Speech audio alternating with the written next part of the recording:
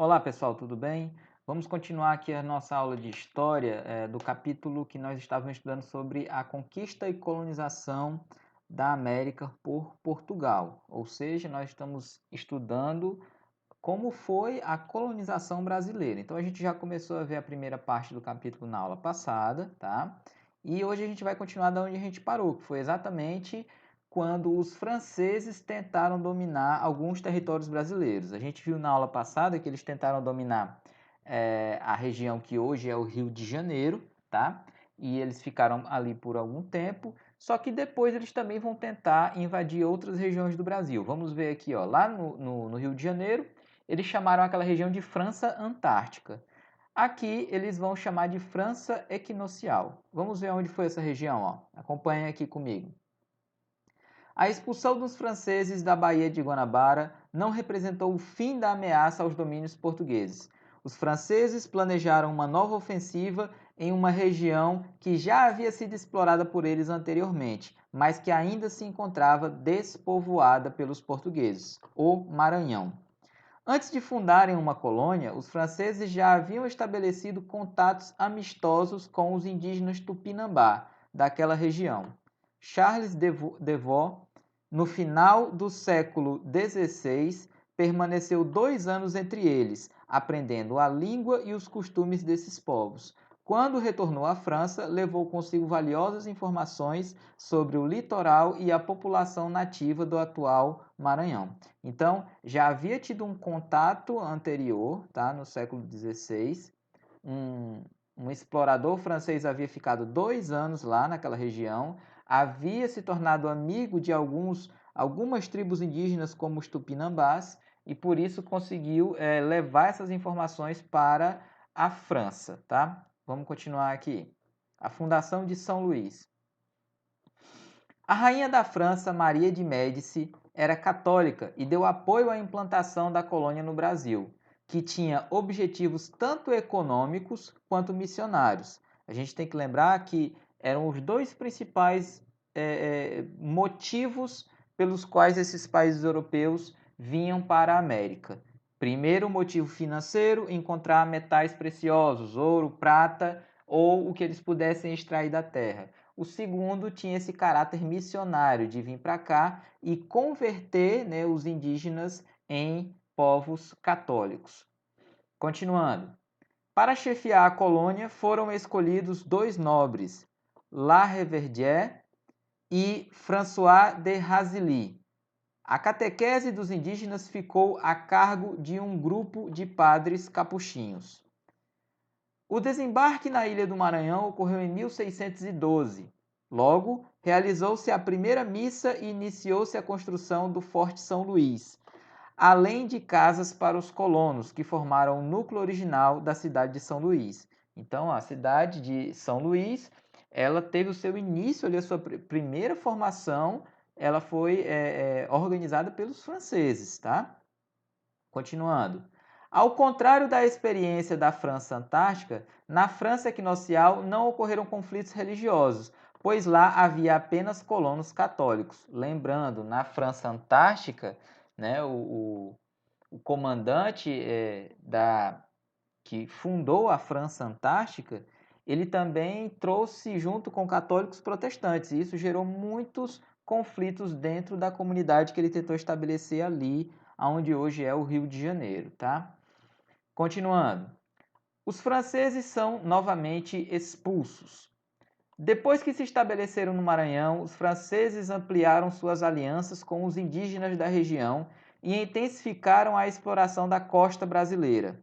Por isso, em 1614, os portugueses liderados por Gaspar de Souza, então governador-geral do Brasil, passaram a atacar os franceses e seus aliados indígenas. Então, quando os franceses começaram a explorar o litoral, né, não ficaram mais restritos ali naquela região da Ilha do Maranhão, aí os portugueses começaram a notar o quão perigoso era esses franceses tentarem tomar cada vez mais territórios e aí começaram também a atacá-los. Continuando.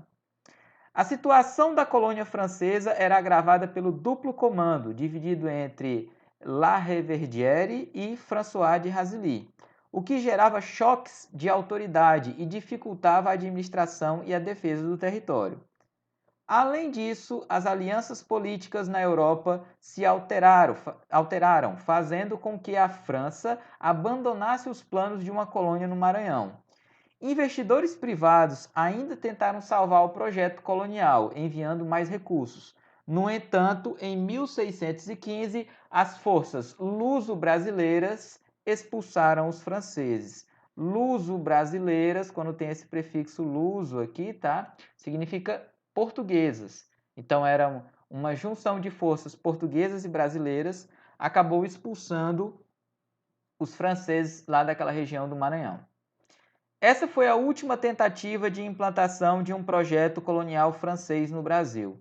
A partir de então, os franceses buscaram outros territórios, tanto na América do Sul como na América do Norte, tá? Aqui a gente tem do lado, galera, uma imagem, né, que é uma gravura, olhem aqui a legenda. Uma gravura do século XVII que representa 3 Tupinambá do Maranhão sendo batizados na França.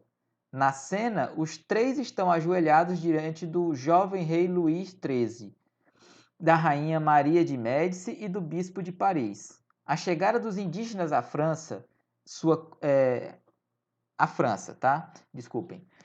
conversão e o reconhecimento da soberania do rei francês por parte deles criou grande comoção pública em Paris. Então tá aqui a imagem, né, desses 3 índios tupinambás convertidos ao catolicismo, chegando na França no século XVI, tá?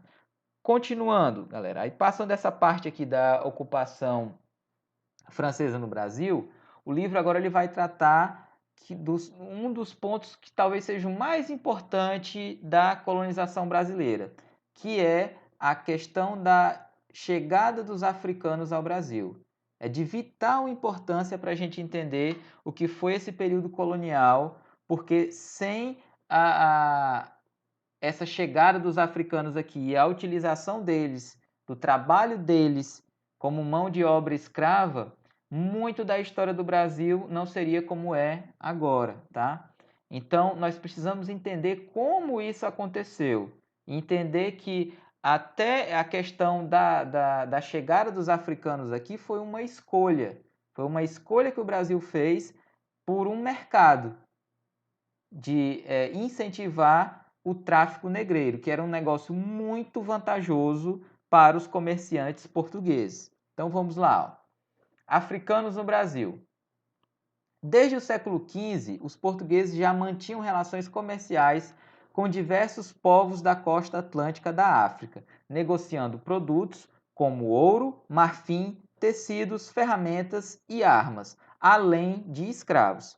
A partir do século XVI, o escravo africano passou a ser a mercadoria mais comercializada nas feitorias portuguesas, por causa da expansão da monocultura da cana e dos engenhos no Brasil. Então, o contato entre os africanos e os portugueses já havia há mais de um século, tá? E esse contato ele se dava de diversas maneiras. Tinha a questão do comércio e tinha também já essa questão do escravismo, porque os povos africanos, a gente tende a acreditar, quando a gente fala em África, e isso até uma meia-culpa também dos professores, a gente fala em África geralmente como se fosse uma coisa só. Só que na verdade não é assim. Lá eles têm diversas nações, diversos povos, e muitas dessas nações e povos, eles eram rivais. E era comum eles iniciarem batalhas e nessas batalhas pegarem os vencidos e utilizarem como escravos, né? Eles utilizavam para o serviço nas suas localidades e também, depois de um tempo, começaram a vender para os europeus. Então, os europeus iam lá e compravam esses escravos de países rivais que venciam as batalhas, tá? Continuando aqui, os navios negreiros. O transporte dos africanos escravizados era feito em navios negreiros. Nesses navios, as condições de vida eram péssimas. Vamos ler o texto aqui, ó.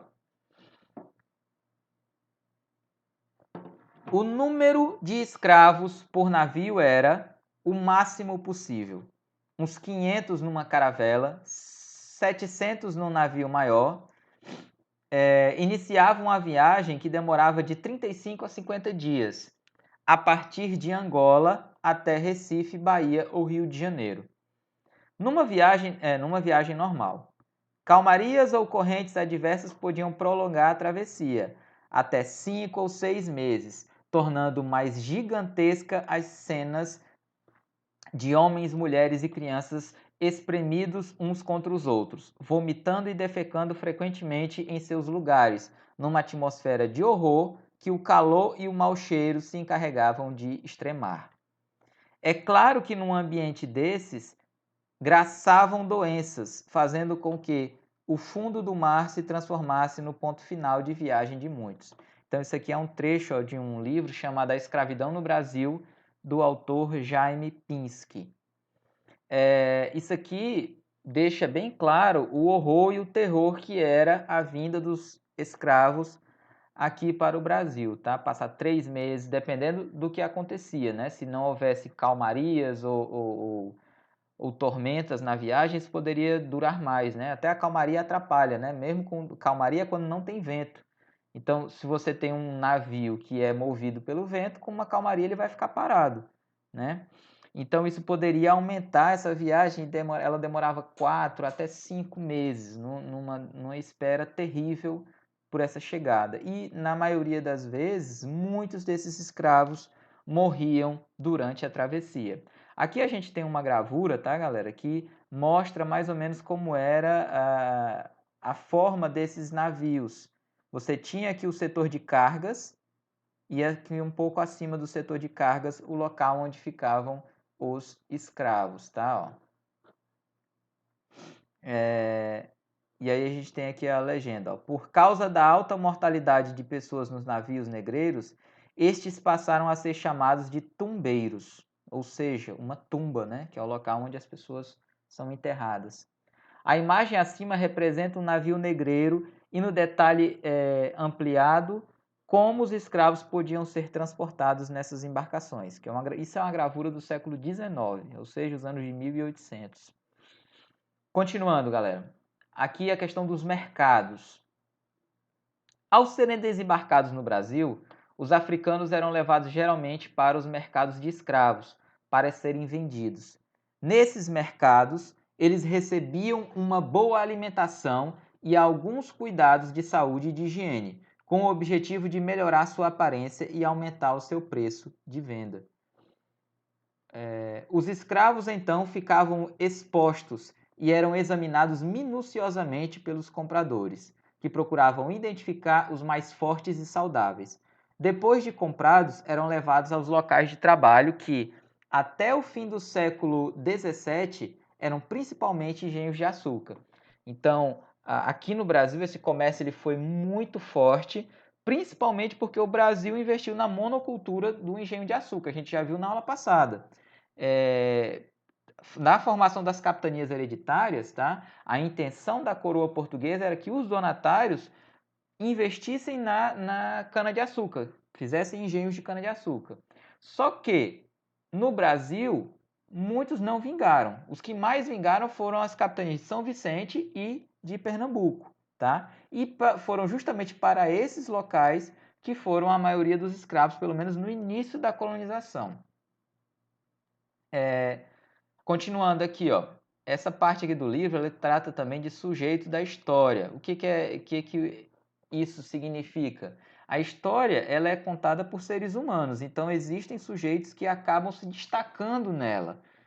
Nesse caso aqui, ela vai falar sobre essa rainha aqui, que era uma rainha na África. Vamos ver aqui sobre ela. Ó. Giga M. Bandê.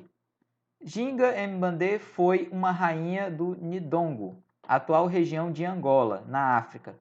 Ela viveu no século XVII, período de expansão do comércio atlântico de escravos entre Portugal e África. Antes de tornar-se rainha, ela já havia participado das discussões de um tratado de paz entre seu irmão, que era rei do Ndongo, e o governador português de Luanda. Nessa ocasião, Ginga foi batizada e recebeu o nome de Ana de Souza. Olha só, ela acabou se convertendo ao catolicismo, por isso ganhou um nome português, um nome católico.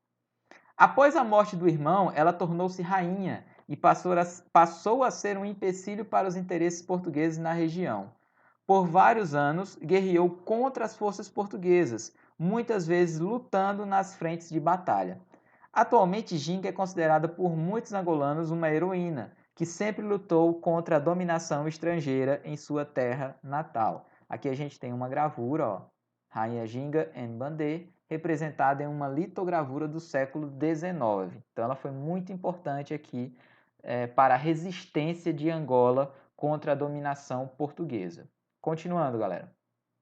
Escravidão e o mercantilismo. Acompanhem aqui, ó. A utilização de mão de obra escrava nas colônias americanas estava relacionada ao contexto da expansão dos estados europeus mercantilistas, ocorrida entre os séculos XV e XVIII. A substituição do escravo indígena pelo escravo africano também estava ligada às práticas mercantilistas. Vamos ler o texto a seguir, ó.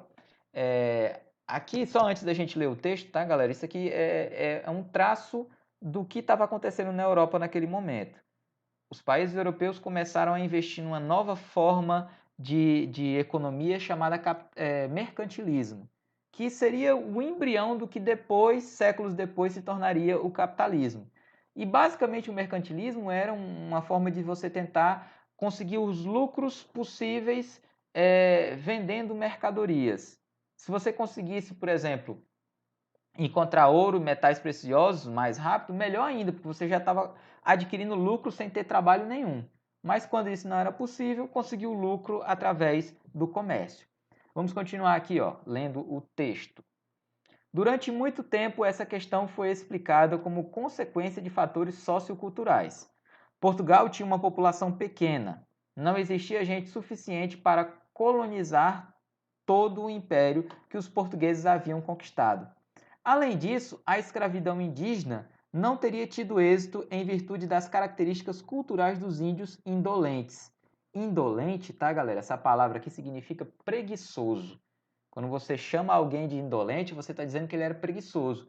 Então, os europeus consideravam que o índio aqui ele era acostumado com um modo de vida preguiçoso, porque o índio ele não tinha trabalho sistemático na sua rotina de vida. O que é trabalho sistemático? Trabalhar todo dia.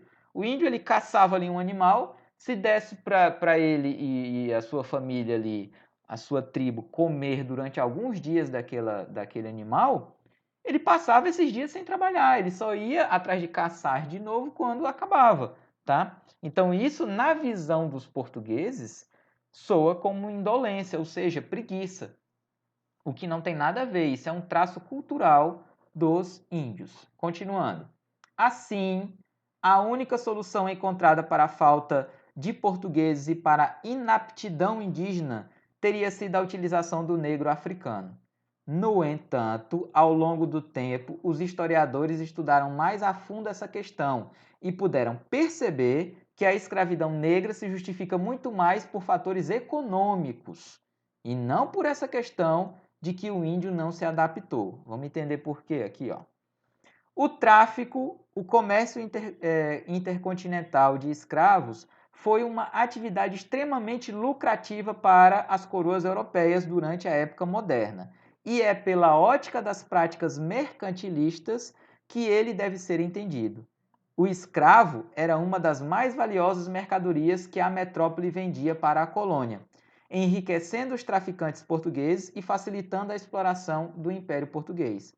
A captura do indígena nativo não proporcionava lucro algum para a metrópole. No máximo, gerava um comércio interno e um contato maior entre as diversas regiões da colônia, o que nem sempre era interessante para Portugal, uma vez que um tal contato geraria o aquecimento de um mercado interno, do qual a metrópole não participava, não recebia tributos e, portanto, não lucrava. A relação entre escravidão e comércio fica mais evidente quando se percebe que, embora iniciado pelos portugueses, o tráfico de escravos foi praticado por todas as potências mercantilistas da época moderna, como Holanda, França e Inglaterra. Então, aqui nesse texto, ó, deixa eu ver o nome do livro, se chama Nossa Gente Brasileira, tá? E que são vários autores, tá?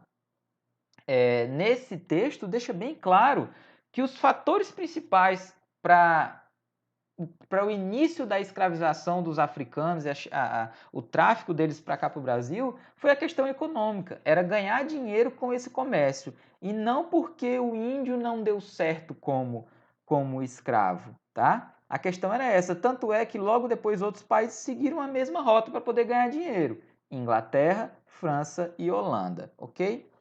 Continuando. Além disso, os indígenas da América não tinham resistência imunológica a muitas das doenças trazidas pelos europeus, e por isso a mortalidade entre eles era alta. Outro motivo é que os indígenas escapavam com mais facilidade do cativeiro, pois conheciam muito bem o território. Galera, basicamente isso aqui a gente pode fazer um paralelo com o que a nossa sociedade vive hoje com o caso do coronavírus. O coronavírus ele é uma doença que chegou no mundo, tá? Os estudos científicos mais recentes dão a entender de que é um vírus que ele já existia na natureza, mas talvez ele só afetasse animais, só que ele passou por uma mutação e aí começou a afetar seres humanos. Como nós não temos resistência imunológica a ele, a taxa de mortalidade no mundo está sendo muito grande. E por isso que a gente está vivendo todo esse período de isolamento social, certo? Até que os cientistas consigam descobrir uma vacina, uma cura para esse vírus, ok? Imagine então, quando os portugueses chegaram aqui, eles trouxeram uma série de doenças, até as gripes mais comuns que a gente tem. Só que como o indígena não tinha o sistema imunológico, a mortalidade entre eles foi muito grande, tá? E outra coisa também era que os indígenas, quando eram aprisionados, eles conseguiam fugir. Eles conheciam muito bem o território e eles acabavam fugindo. Então, tudo isso eram empecilhos, mas sempre lembrando, o principal fator que fizeram eles mudarem dos indígenas para os africanos foi a questão econômica, ganhar dinheiro com esse comércio. Por outro lado, a escravização de africanos apresentava várias outras vantagens, que justificavam e davam lucro aos comerciantes. Eles eram mais resistentes às doenças europeias e não conheciam o território brasileiro, assim teriam maiores dificuldades para fugir e sobreviver nas matas, tá? Então isso fazia com que muitas vezes o africano pensasse duas vezes antes de tentar fugir, porque ele não sabia o que ia encontrar nas matas brasileiras, tá? Aqui a gente tem uma outra litogravura de Rugendas, que representam o mercado de escravos no Brasil no início do século XIX, tá? Então era assim que eram os mercados de escravos. Continuando. Agora, galera, a gente vai ver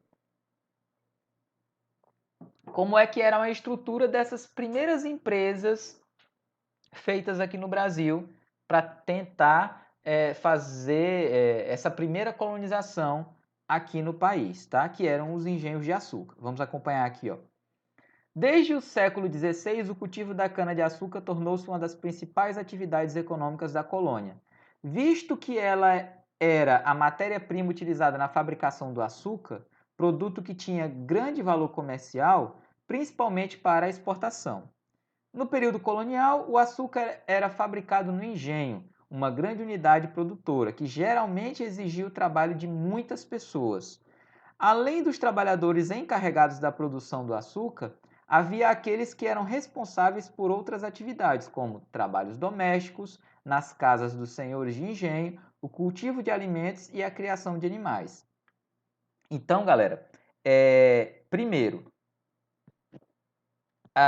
o engenho de açúcar ele era um tipo de negócio, um tipo de empresa que exigia um número grande de funcionários, um número grande de pessoas para trabalhar, tá? Então, por isso que eles investiram na escravização dos africanos, porque era barato ir lá na África e comprar essas pessoas para trabalharem aqui como escravos, tá? Segundo, além de ter que trabalhar na lavoura diretamente dentro dos engenhos produzindo o açúcar, tinha todo o entorno que tinha os seus mercados para suprir as pessoas que moravam ali perto, os trabalhos domésticos na casa do senhor, né, do dono do engenho, E também tinha que ter cultivo de outros alimentos, criação de animais.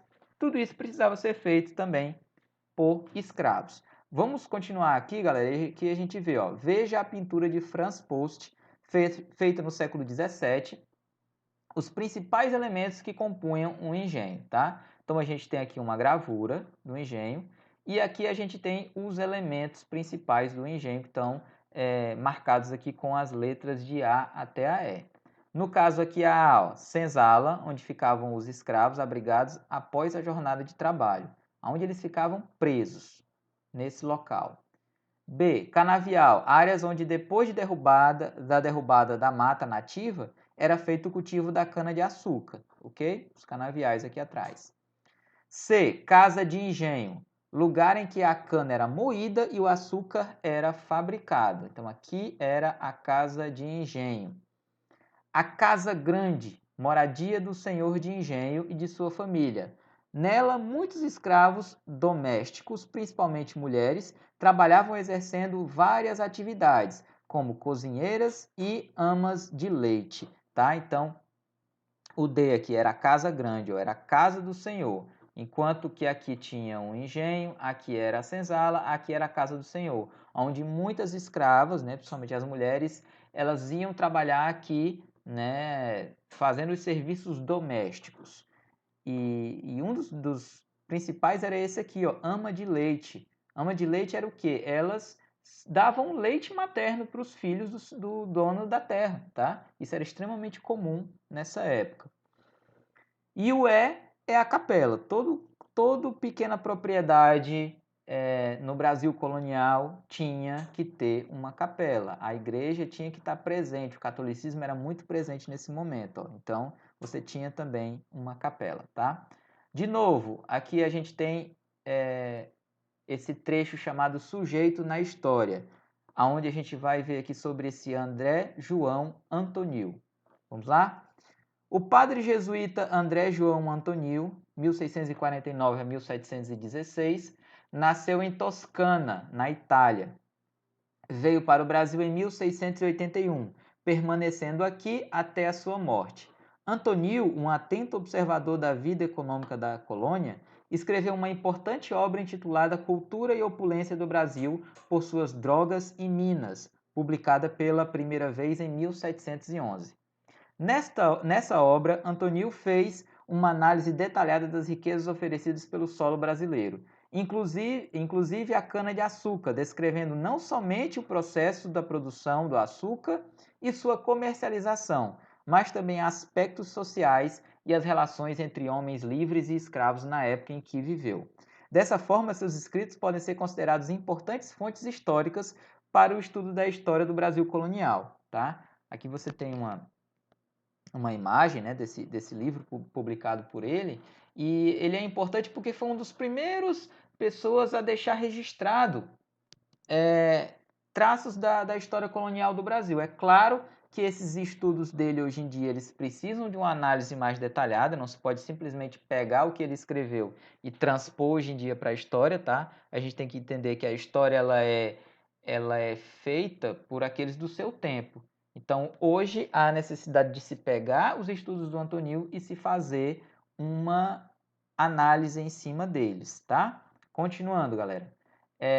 Aqui a gente tem um desenho, né? uma imagem, detalhando ainda melhor como era essa estrutura do engenho, tá? Aí tem assim, do plantio à exportação. Para se produzir o açúcar, era necessário, antes de tudo, cultivar a cana-de-açúcar. O trabalho de plantio consistia em 3 etapas: derrubada da mata, preparo do solo e o plantio de mudas de cana. Até se tornar uma mercadoria pronta para comercialização, no entanto, o açúcar passava por várias fases de produção, envolvendo o trabalho de muitas pessoas. Vamos ver a seguir aqui as etapas da fabricação do açúcar, tá? Então a gente tem aqui uma imagem que a primeira coisa que a gente vê é o canavial. Aí tem aqui, ó, depois que a cana desenvolvia, era feita a colheita geralmente pelos chamados escravos novos.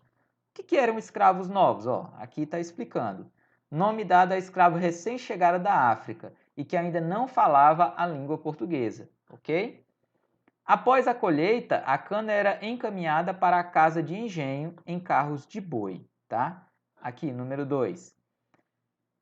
E aqui o carro de boi trazendo a cana para a moenda. Na moenda movida por animais ou por força hidráulica, a cana era espremida e seu caldo era extraído.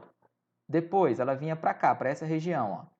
O caldo de cana era levado para as caldeiras, nas quais era aquecido em grandes tachos de cobre e mexido pelos escravos até engrossar e formar o melaço.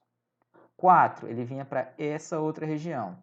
Depois o melaço era coado e despejado em formas de barro, nas quais passava semanas. Nesse processo, chamado de purgação, o melaço se solidificava e clareava. Continuando aqui, depois vinha para cá, para o lado de fora. Após a purgação, o açúcar cristalizado era retirado dos recipientes de barro, formando pães de açúcar. Esses pães eram quebrados e macetados até ficarem moídos. Em seguida, o açúcar era colocado ao sol para secar, que é o que os escravos estão fazendo aqui. 6. Ele vinha para esse local.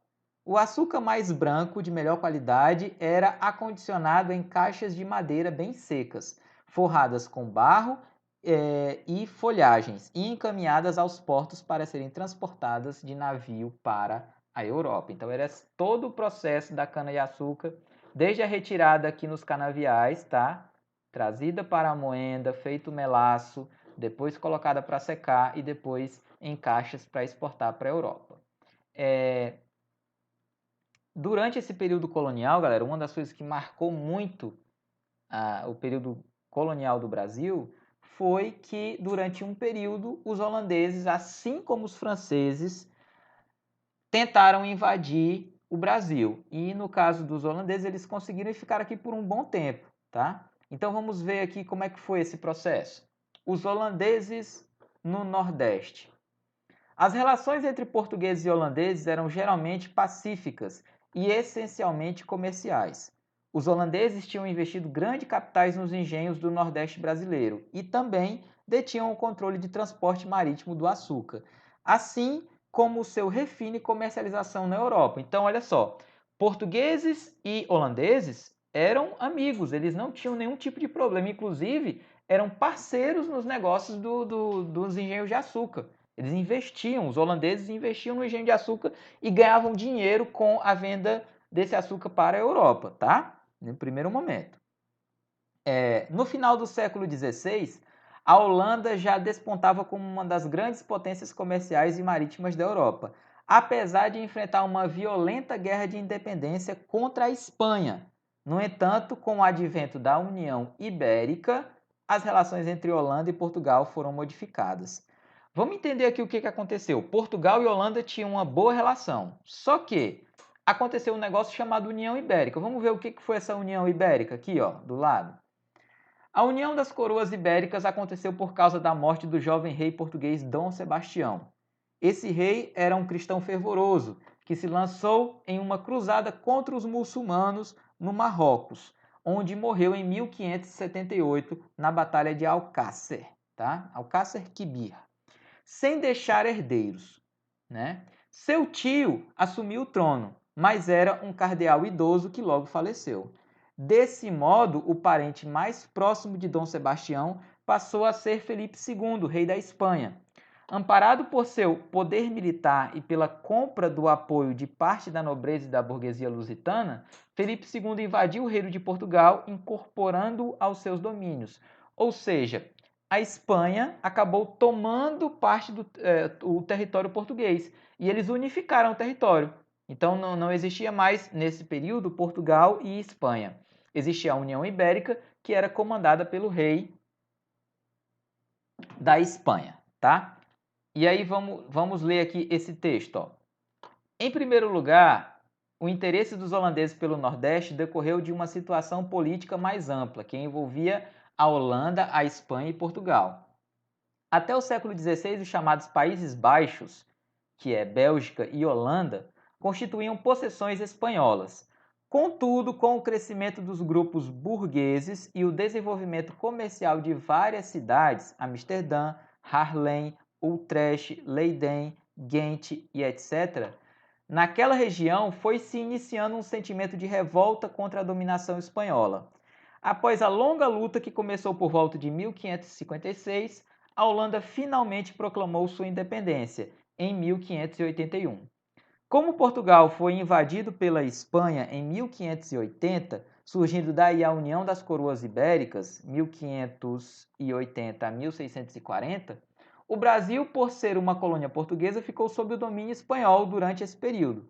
Assim, conquistar o Brasil significava conquistar um território espanhol e, ao mesmo tempo, continuar uma guerra que envolvia essencialmente a Espanha e a Holanda. Então, por causa de uma guerra entre Espanha e Holanda, a Holanda decidiu invadir o território do Brasil, porque Portugal já agora fazia parte da Espanha, tá? Então era uma maneira de atingir também os espanhóis. Vamos ver aqui, ó. A Companhia das Índias Ocidentais. Depois que passaram a governar Portugal, os espanhóis proibiram o comércio entre as colônias portuguesas e a Holanda. Como resposta e por causa do recrudescimento do conflito entre Holanda e Espanha, em 1621, os holandeses criaram uma empresa particular, a Companhia das Índias Ocidentais, que tinha o objetivo de se apossar das principais áreas coloniais ibéricas. Então, os holandeses criaram uma companhia, tá, que tinha já o intuito de tomar esses territórios e de fazer ali um negócio para poder ganhar dinheiro, tá? Essa empresa, fruto da aliança entre nobres e ricos comerciantes, tinha apoio do governo holandês, que garantiu à companhia o monopólio do comércio na costa ocidental da África e na América, assim como o direito de estabelecer alianças e tratados comerciais com os povos nativos, além do poder de nomear funcionários, governadores e constituir fortificações. O Estado holandês ainda precisaria fornecer as forças militares necessárias, que deveriam ser sustentadas e equipadas pela companhia. O centro de decisões da companhia era constituído pelo Conselho dos 19, que representava as elites governantes de diferentes províncias que formavam a Holanda. Então, olha só, a Holanda, ela, através da sua coroa, né, do seu governo, incentivou que essa empresa particular viesse para cá, tomasse o território e começasse negócios como os engenhos de açúcar aqui no Brasil, porque eles não respeitavam a autoridade portuguesa, que agora era dominada pela Espanha, que era inimigo dos holandeses. Continuando, galera, ó, aí a gente tem aqui a ocupação do Nordeste. A região do Nordeste, maior produtora de açúcar no mundo na época, foi o alvo escolhido pelas forças da Companhia das Índias Ocidentais.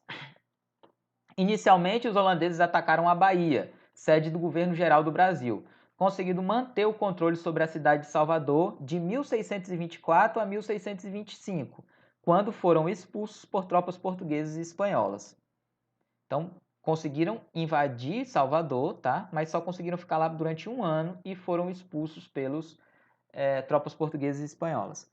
4 anos mais tarde, os holandeses direcionaram uma força ainda maior para a capitania de Pernambuco, que mesmo sendo uma rica região açucareira, tinha um sistema de defesa ineficiente, o que permitiu aos holandeses dominar as cidades litorâneas de Olinda e Recife.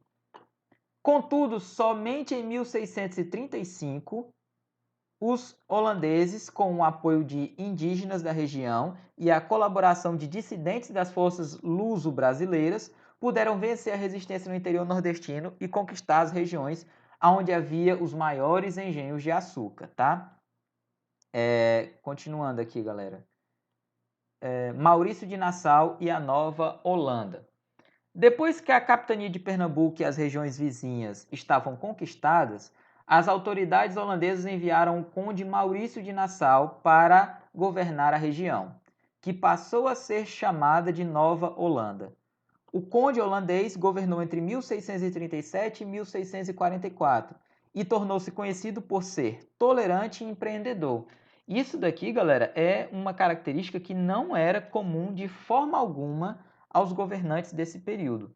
Um governante ser considerado como tolerante e empreendedor era muito difícil, principalmente nas cortes europeias, tá? Mas os holandeses eles já tinham uma visão de mundo um pouco diferente, eles já tinham uma visão de empreendedores, eles tinham uma série de bancos já criados nesse momento, então mexiam muito com economia, com empreendedorismo. Agora, essa questão da tolerância aqui, isso aí já é outra coisa, é outro aspecto mais filosófico, do qual os outros reis europeus não partilhavam.